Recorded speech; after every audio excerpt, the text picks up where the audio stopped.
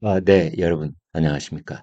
민주당은 이진숙이 무서운 건지, 껄끄러운 건지, 아무튼 이진숙 방통위원장이 딱 버티고 있는 한, 자신들이 방송법을 고쳐서 KBS, MBC를 마음대로, 거기 경영진을 마음대로 쥐락펴락 할 수 있게 그걸 바꾸려고 하는 작업을 착착 진행 중인데, 이진숙 방통위원장이 자기 임기 말까지 딱 버티고 있으면 그것이 제대로 이루어지지 못할까봐 아주 걱정이 이만저만이 아닌 것 같습니다. 이준석이 무섭고 두려운 겁니다. 이제 그래서 심지어 민주당이 방송통신위원회를 없애는 그리고 다른 조직을 만드는 그런 법을 만들었습니다.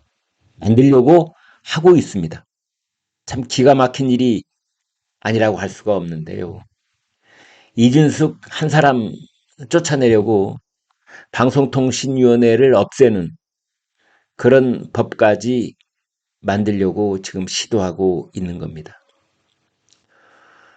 지난주 말쯤에 방송통신위원회 개편을 다루는 언론개혁 특별위원회를 출범을 시켰고 이제 내일 관련 세미나도 개최한다고 합니다. 또 민주당 의원 14명이 이런 법안을 제출을 했습니다. 방송통신위원회를 없애고 시청각 미디어 통신위원회를 만드는 법안을 냈습니다. 방송통신위원회가 아니라 시청각 미디어 통신위원회를 새로 만들자. 이제 이런 겁니다. 만약 이 법안이 통과가 되고 처리가 되면 방송통신위원회는 없어지게 되고 윤석열 정부에서 임명된 이진숙 방통위원장도 자동으로 그 직을 잃게 되는 겁니다.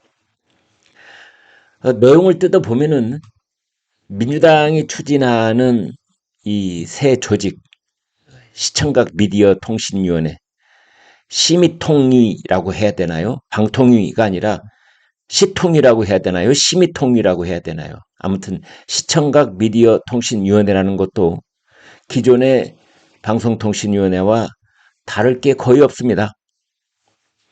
과학기술정보통신부가 맡던 방송 일부 업무를 통합하고 방심위원장을 인사청문 탄핵 대상으로 명문화하는 그 정도 내용이 추가가 됐습니다. 사실상 방송통신위원회 대신에 시청각 미디어통신위원회라고 분판만 바꿔다는 것입니다. 민주당의 언론투기 부위원장 이런 말을 했습니다.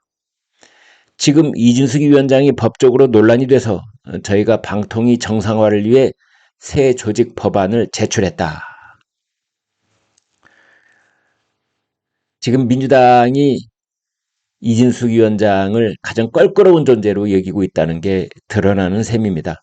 이진숙 위원장은 임기가 2027년 7월까지입니다. 그러니까 올해 그리고 내년, 내후년 앞으로 2년이 남아있는 겁니다. 사퇴를 거부하면은 강제로 끌어내릴 수 있는 방법은 없습니다.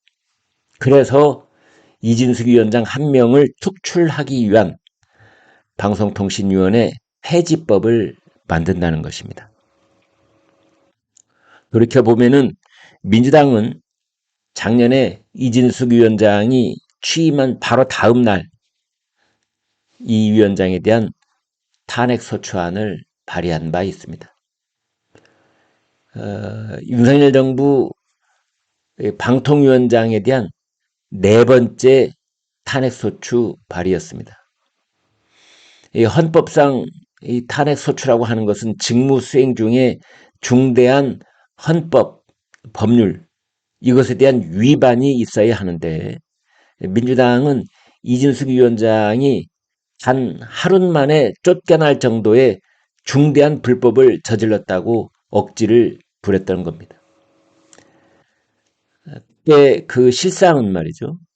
민주당 성향 MBC 지도부 교체를 막아내기 위해서 이진숙 위원장 직무를 정지시키려는 목적이었다고 알려져 있습니다. 그런데 이제 민주당이 정권을 잡자 임기 채우기 어려울 것이다. 곧 기소되지 않을까 싶다. 이러면서 사퇴를 압박하고 있는 겁니다. 이진숙 위원장이 여름 휴가를 신청을 하자 수혜가 있다는 사실은 좀 억지스러운 그런 이유로 휴가 신청까지도 반려를 한 바 있습니다.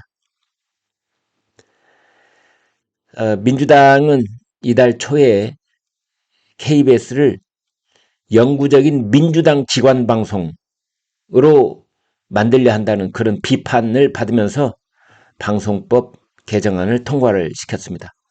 여기에는 민영방송인 YTN, 연합뉴스 TV 사장도 강제 교체하라는 그런 유연적 내용도 담겨 있습니다. 이제 이번 주 중에 국회 본회의가 열리면 MBC, EBS 관련법도 처리하게 될 것입니다. 군사작전을 하듯이 방송 장악 로드맵을 진행하고 있는 것입니다. 정권이 바뀌면 앞선 정부의 인사들을 쫓아내기 위해서 검경 수사가 동원되곤 했습니다.